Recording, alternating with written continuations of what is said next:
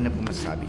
Maraming salamat. Hindi naman nagpasalamat ako kay Eddie Garcia dahil sa anong nangyari sa kanya, pero dahil sa kanya, nagkaroon tayo ng hello? Eddie Garcia Bill na nakakatulong talaga sa ating mga kasamaan sa industriya, hindi lamang sa mga artista, kundi sa buong produksyon, ang makapagpahinga, ang makatulog, at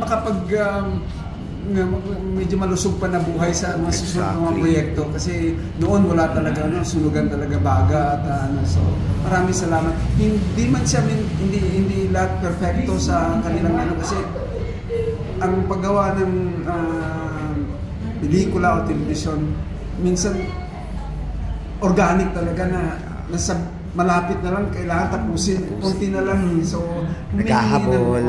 So, hindi naman ng konting palugit na hindi naman sagad-sagad na araw-araw na hinihingi na.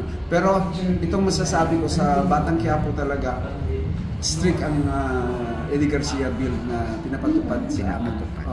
So Ronnie, ang dami ng mga character actors ngayon. Sa inyong henerasyon, isa kayo sa pinakamahusay.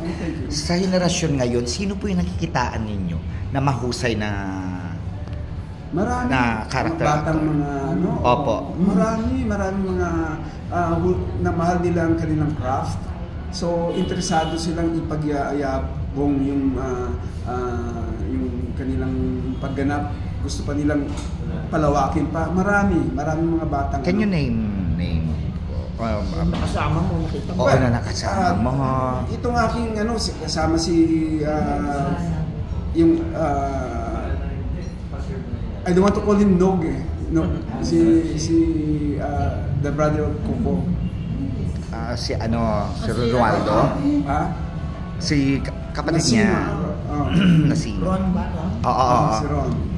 Si Ron. Si Jake Cuenca, of course. This is a fantastic actor who, I mean, ang conversation namin dyan is always about the craft, no? Si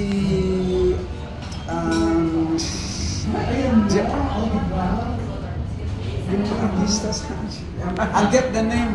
Yung kasama ang bari love interest ni Ron sa Batang Quiapo. Babae? Oo. Babae?